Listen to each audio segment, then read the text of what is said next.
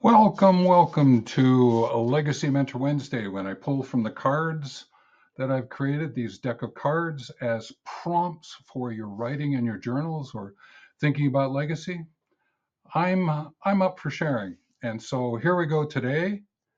What we do is we have the letter B, and I'll share a little bit about what the letter B is about. Then I'm going to acknowledge the tree birch, 5 words associated with the B.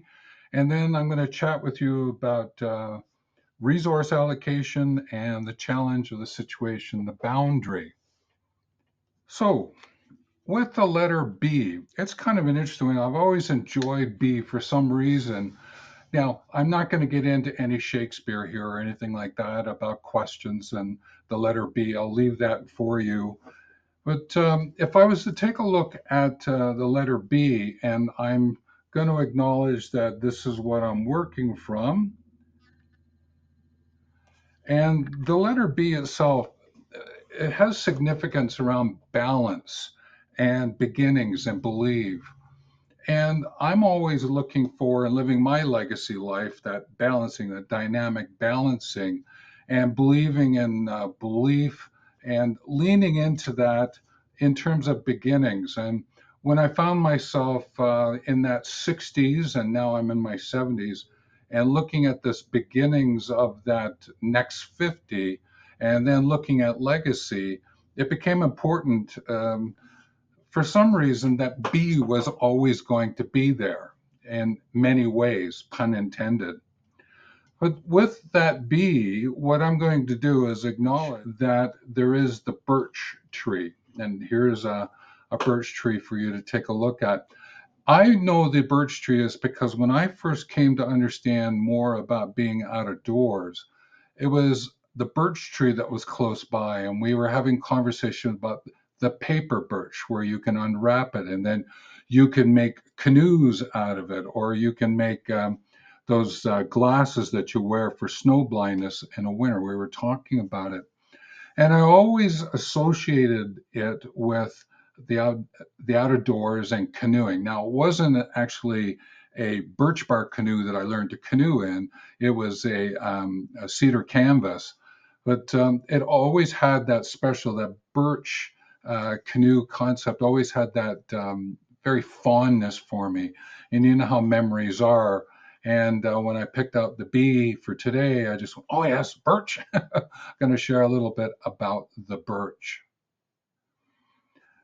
Now, when it comes to the words associated with B, I'm going to look at being Solaris, being planetary, being fully human, being and becoming, and belonging. And I'm going to do it in reverse order because there's a sense of belonging, and it goes with one of the other words that I'll be talking about today, which is around the situation. Well, one of the things that I found myself really looking at when I started to move into my 60s was, where was I belonging? I could get lost in all the things that I was doing, places I was visiting, working around the world. But as I started to make other decisions about how I wanted to live and being a solo ager and where did I want to go, then this whole notion of belonging came to the foreground for me. And it was a bit of a challenge. I'm still challenged by it a little bit, but I'm certainly leaning into it in this whole story about living legacy life, living legacy stories, living legacy outdoors, because it's actually a way for me to bring all of what I'm working on, what I would love to share with you and ask you to comment back on, is that concept and moving into it. So that's what I'm focusing on. So I have that sense of belonging. And now that I'm really leaning into outdoor educators and champions of nature inspired contributions and projects, then I have a group that I can interact with. And my life in the outdoors as an outdoor educator goes all the way back to like when I was 13 and 14 in day camps. So I have a good, strong connection with it for many, many years. And with that belonging, what I did was I came to understand about being and becoming. And it was okay, if I'm being this, what do I want to become? If I'm wanting to become this, what do I need to be? What's my being need to be about? And that has been a wonderful unfolding for me, looking at what are all the possibilities about being and becoming, and what does that look like from a unique journey for myself and adventures together with others. And it's one of the core aspects of when you get involved with what it is that I'm outlining. I do it under the banner of wealth movement, about well being and well living to the nth degree in this physical, social, cultural movement. And what is your sense of being and becoming associated with something that you want to improve, focus, and strengthen through living your legacy life? These are questions you can ask yourself. And in that, you start to understand more deeply about your belonging as well. Now, what became interesting was I was having conversations with a mentor of mine. We actually got to the point that I was mentoring him on some aspects of producing ideas and getting them ready for publication online. He was mentoring me on some of his concepts that he'd been written about, writing about for years. Unfortunately, he's transitioned, but I still celebrate him through these next combinations. And it's about being fully human, being planetary, and being Solaris. And I really, really appreciated what he had to say back then. And I'll share a little bit of it here with you. I'm going to do a digger. I'm going to do a bigger dive into some of his work. I'm going to go back into some of the notes that I have and pull something together and put it up as a document, a PDF that I will have ready. And it will certainly go into the whole creating of the courses that are associated with what it is that I'm unfolding. And please ask if you have anything about this as well. That'd be great, or comments you want to share. Well, what he was talking about is yes, you can have this belonging, being, becoming conversation, but are you doing it from a fully human perspective? And I know when he said that to me, I sat back in my chair and I went, being fully human. Aren't I being fully human? And I went, all of a sudden, I went, no, hang on. No. And that conversation's opened up because talking about how we present ourselves with masks, how we create stories that may not be quite true, how we sometimes can get taken down pathways that are not of us being fully human. And this is one that I challenge myself every day is, am I being fully human in what it is that I'm doing in being for the world with the planet from the whole? And then that led into being planetary, this notion of being with the planet. And what am I doing to be able to support that? And that's what I've come to realize over the last year and a half, is around this whole sense of agroforestry to food forests to edible forests to permaculture. Now, I'm not going to actually dive in and do those on an everyday basis. I'm going to celebrate this with others, and I'm going to do some fundraising and promotion of the ideas. And I believe I've got a really unique way that I'm going to do that. And I'll be sharing a bit more about that in subsequent videos. But you'll come to know a place called Solace Grove. And I'll leave it there for the moment. A little mystery. And being planetary and being able to support being with the planet and being with all kin, wild kin, organic, inorganic kin, and being with them. And then there's being Solaris, Solaris being with the sun and then into the out into that world, that metaphysical world that's out there, and still exploring it. I did a lot of reading and writing back in the 90s around this into the 2000s.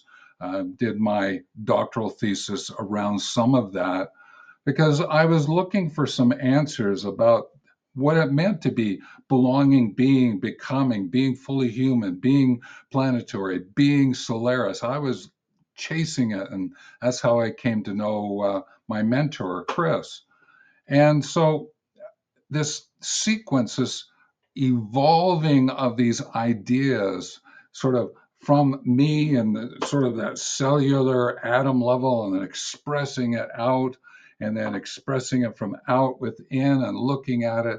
I've had lots of fun times, and some of it shows up in what I'm sharing now in my work and in my prompts. So you'll get to see more of it as time goes by. If you have anything that you want to add to these terms and what they mean, please, in the comments section, drop us a note. We can all learn together. That'd be wonderful. Now, if we've not met, I'm Stephen, Legacy Mentor, and what I do is I take the concepts of legacy and their full extension, and through my writing and presenting, I bring it to the foreground for those who are 60 plus. I lean into those who are adult outdoor educators and champions of nature inspired projects and contributions and stories. But my work, I think, embraces all educators, 60 plus. So give it a go, see what happens. And what I'm doing is I'm using these videos to share prompts to help you with your writing and your journals, or the stories that you want to collect and share. When it comes to the sense of the situation, the challenge, the boundary, the card that I pulled, what became important for me to understand was when I'm walking into something, and especially if it's new, I have to ask myself, what's the situation? How might I bound this so that I might understand what's going on? And that's a challenge to sort of get a sense of the lay of the land so that I can find that balancing in my beliefs and how I can assign them to what it is that I'm taking place, and how to use this belonging and being, becoming, and align it with what's arriving, what's happening in front of me. So this challenge to find the situation, to situate it, then leads me into learning, because then I can learn for knowing, for deciding, and that leads me into my action and my outcomes. So I lean into sometimes what it means is slowing down, if not, hang on a minute, do a really great reflection of what's taking place in front of me and pull it all together to get some sense of what the situation is. Now, I appreciate sometimes that's going to happen very quickly. I think we know those kind of situations. But when it comes to your legacy, you can just reflect in, on, with, through, because of, and collect the insights, the interpretations, the investigations, the ideas associated with what you're looking at. So, this notion of understanding, valuing the situation, challenge yourself to do that is very, very useful. And that allows you to start with creating a bit of a boundary that says, okay, this is where I'm going to be working, and what's in, what's outside. And if I'm going to change that, I can, because that means I'll be shifting my situation. In the corporate world, I always remember it as scope creep. Sometimes what happens is things move and they adjust. And how do you take that to make sure that you focus on what it is that needs to get done? The next one that I wanted to take a look at is the sense of resources and allocation. You'll notice up in the top, you'll see the words time, effort, and money. This is what I associate resources. So when I use the what question, in the back of my mind, it's what is about the allocation of time, effort, and money. So when I'm asking a what question, it's what time, effort, and money am I allocating to what it is that's going to be taking place. Now, time and effort are precious to me. Money is as I have it, I work with it to do what I can to keep improving and focusing and strengthening my own unique journey, my adventures together, and setting up my own philanthropic efforts as I move along. So, with this resource allocation, there's a understanding the situation, because in the boundaries that you're looking at, What are you going to allocate into that situation? And how are you going to allocate it? And that's where those 5 B's can come to the foreground. You can take a look about, well, how do I allocate my time and effort in my being and my becoming? And how does this bringing forth being fully human? And so you can take that story by listening what I shared earlier. So there is this really important sense of resource allocation that's going on for you. So with this, what I wanted to do was to bring these 5 B's together, the understanding of the challenge, the situation, and figure out resource allocation. Don't forget the birch tree. I think there's something there. If you look up the birch tree and see how it might influence you around your beliefs and your balancing and seeing what happens from there. But these B's that are you see here and what I shared with you are really, really important, I believe, to living legacy life. And I would encourage you in your journals to explore and shape and share what's going on around these B's and see what happens for you, okay? And again, if you want to share down below, please do so in the comment section. If there's a one-to-one as a legacy mentor for you that you believe I could help you, whether it's one time or multiple time, we can take a look at that. There is the booking link is on my contact page in the website, and all that sort of information is down in the description below. So just remember, comments are always appreciated. In all ways, they're appreciated. As you find yourself closing off with me, there are videos showing up here. One is recommended for you to continue your learning, but also there's a playlist of shorts. Now, for journaling and thinking about legacy stories, they're a great source of insight for you. So, with all of that, take care.